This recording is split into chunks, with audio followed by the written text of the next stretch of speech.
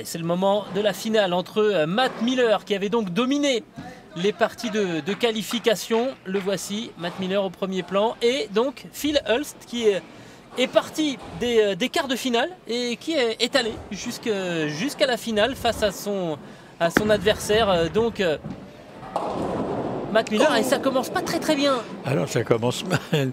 Le washout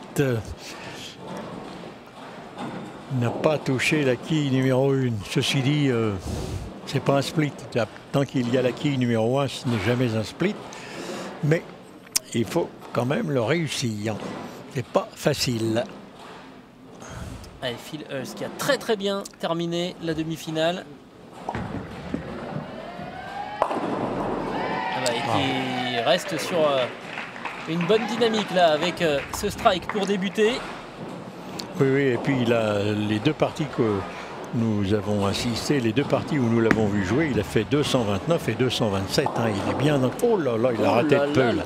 Mais commencer la finale par un trou, c'est pas bon. Oui, surtout quand en face on fait un strike. Là, forcément, c'est très compliqué d'entrée de jeu pour Matt Miller, qui avait réussi donc 943 sur les 4 parties de qualification. Un beau score quand même. Ah, je pense bien. C'est un excellent score, hein, 235,7. Mais Matt Miller, on l'avait vu pour la première fois se révéler, c'était à Toulon lors de la Coupe du Monde Kubica AMF justement. En 2010 à Toulon, il avait fait la finale, il avait joué la finale contre le Canadien Michael Schmidt, et c'est le Canadien qui avait gagné. Mais Matt Miller, on l'avait bien vu à l'époque. Et alors, il a cette particularité, c'est que son pied termine très près de la ligne de faute. Souvent, on est inquiet pour lui parce que vous savez que si vous piétinez la ligne de faute, la boule compte pour 0. Et son pied, souvent, s'arrête à 1 ou 2 cm de la ligne de faute. Je ne sais pas si on le verra là, mais c'est... En attendant, monsieur Hulst n'amuse pas le terrain. Hein. Donc ça fait déjà 30 pour... la première frame en ce qui concerne Hulst, puisqu'il a fait 2 strikes consécutifs. Et Miller là va courir un petit peu après le score, même s'il a fait un strike lui aussi dans la deuxième frame. Oh, s'il a retrouvé son jeu, il devrait lui aussi continuer en strike. Oh là là. Là, ça devient compliqué quand même. Là, il y a un split. Ah là, celui-là, oui, ça c'est un très beau split. Faisable, mais... difficile. La 2, la 4 et la 10. Donc là, il faut essayer d'aller percuter les deux quilles du côté gauche, les 2 et la 4, pour l'envoyer sur la 10, mais ça n'a pas marché. Et surtout, il en laisse encore 2. 2 trous en 3 frames dans la finale. Je crois que la messe est dite. Hulst va jouer sur du velours. Oui, alors attention quand même, parce que ça peut peut-être déconcentrer un peu, de se dire que là, il va y avoir un gros avantage. Ah oui, que Hulst puisse se dire, oh ben ça y est, c'est facile, c'est moi qui vais gagner. Mais je pense pas. Hein. Oh, le triplé. Le triplé là. Turkey, bel athlète, hein. Superbe. Alors le turkey, c'est quand on fait... Le turkey, c'est le dindon. C'est quand on a 3 strikes. Dans le temps, les strikes étaient difficiles et il y avait un propriétaire de bowling qui offrait un dindon à ceux qui réussissaient 3 strikes de suite. Et c'est resté, le nom est resté, un dindon. Et quand on en fait 4 de suite, il y a un journaliste américain qui avait lancé le terme ham bone, l'os de jambon. Mais on n'a jamais su pourquoi, parce qu'en plus, en argot américain, le ham bone, c'est l'idiot du village. Ah oui. Alors on n'a jamais compris, mais enfin bon, c'est resté dans les paroles. Alors, Phil Hulst. Alors on va voir s'il fait justement un ham bone. Un 4e consécutif. Va-t-il faire le ham bone?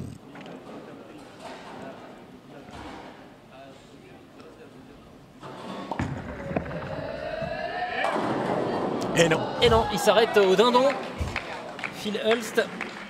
Bon, rien de dramatique quand même. Hein. Oh, la quille, là, pour lui, c'est une quille qui est sur la gauche, alors que lui est droitier. C'est une formalité. Mais... oui, c'est une formalité une fois qu'elle est tombée. Voilà. Ah, il a pris une boule spéciale. Hein. Oh, elle est magnifique.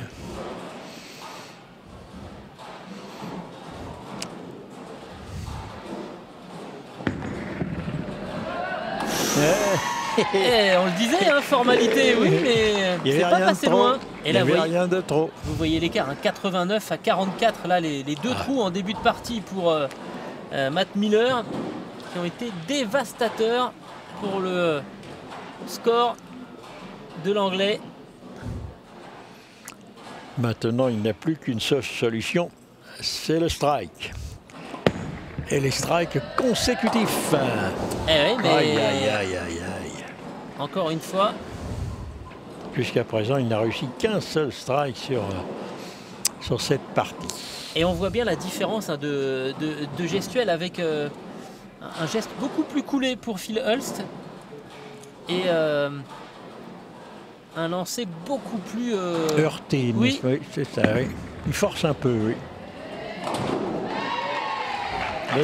Non, je vous ai dit que Miller n'avait fait qu'un strike. Non, il en a fait deux. Il en a fait strike à la frame numéro 2 et strike à la frame numéro 4. Oui, pour l'instant, c'est 1 sur 2. Oui, 1 sur 2. Ça suffit pas, hein, ça suffira pas face à Phil Hulst, qui est très très solide. 3 strikes pour commencer, 1 spare pour enchaîner à la frame numéro 4.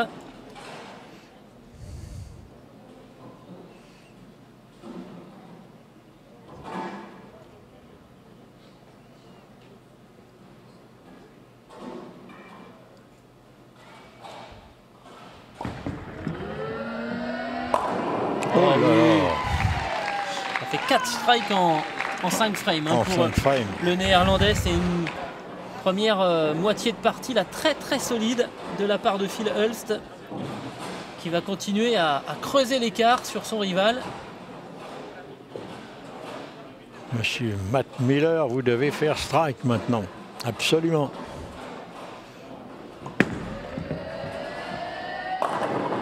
Et non, ça ne veut pas. Il se laisse la 10.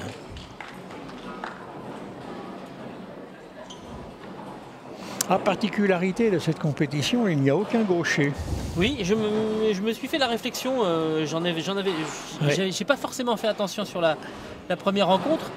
Bon, on sait que Bruno Bidon est droitier. Ils sont tous droitiers là. Avec. Et ça sera un spare pour Matt Miller dans cette frame numéro 6.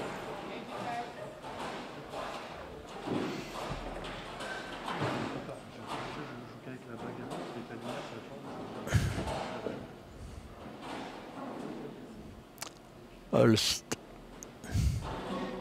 Il est sur un strike. S'il double là, je crois que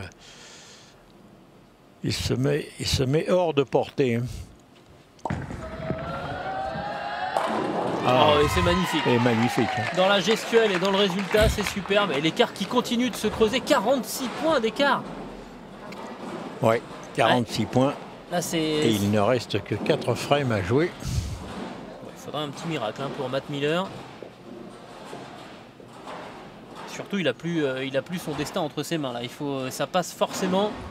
Bon, lui doit faire maintenant que des strikes. Et derrière, il faudrait qu'il y ait une petite catastrophe pour Phil Hulst. Mais ça ne veut pas tomber du côté de Matt Miller. Encore une fois, il en reste une.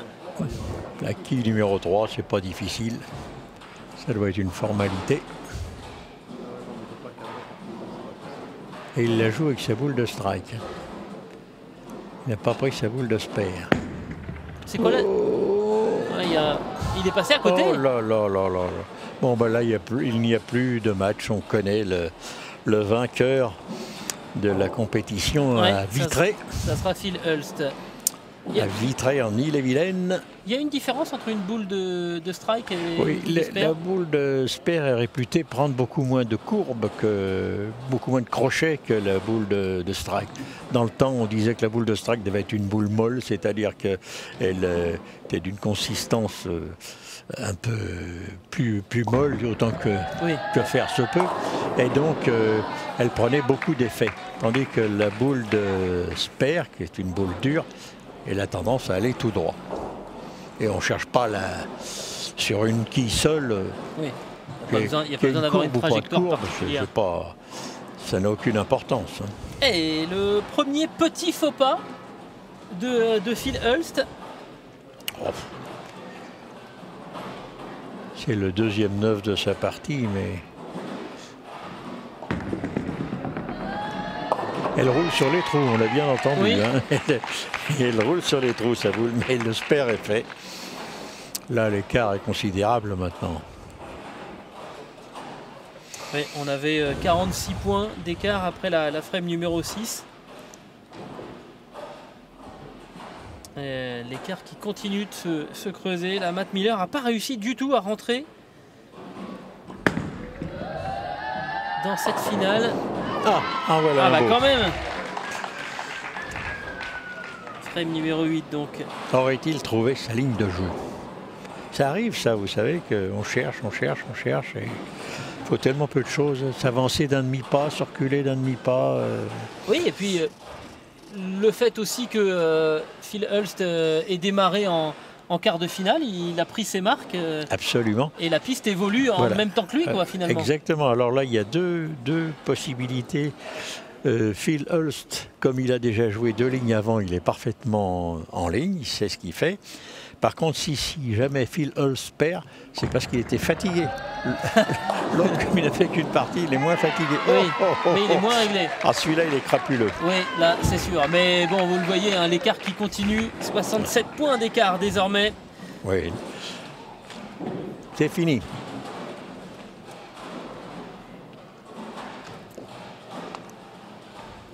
C'est presque dommage parce que du coup, il n'y a pas eu véritablement match dans cette rencontre. Hey, doublé, Et ça y est, effectivement, il a réglé la mire. Ouais, mais même s'il réussit un triplé sur la frame numéro 10, il ne peut atteindre que 191. Je crois que son adversaire les a déjà. Oh, il y est presque.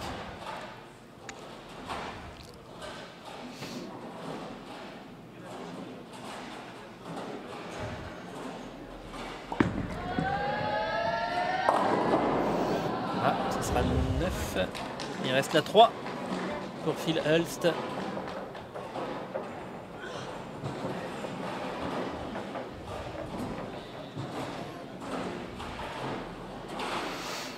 Voilà, 196. Et effectivement, vous nous disiez que le maximum c'était 191 désormais pour Matt Miller. Donc on peut dire que c'était la balle de match et que ça y est, c'est fait.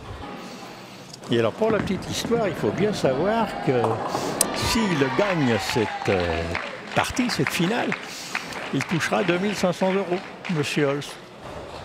Et les autres se partageront 3200, quelque chose comme ça.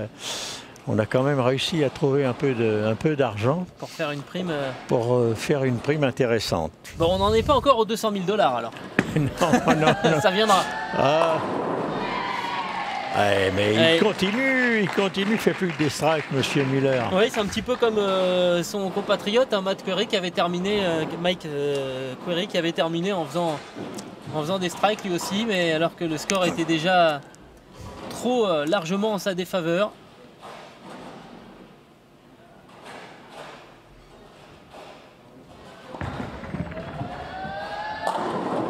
Oh là là. La belle réponse quand même. Il aura fait une très très grosse partie. Hein. On va voir jusqu'à où il va au niveau du score, mais on va avoir un beau total aussi pour Phil Hulst. Il peut faire 238. Allez. Eh oui. Mine de rien, c'est le 4e consécutif. Oui, mais tout ce qu'il n'a pas eu en début de partie, Matt Miller, il le retrouve là sur cette fin de finale. Que n'ai-je commencé plus tôt, doit-il se dire.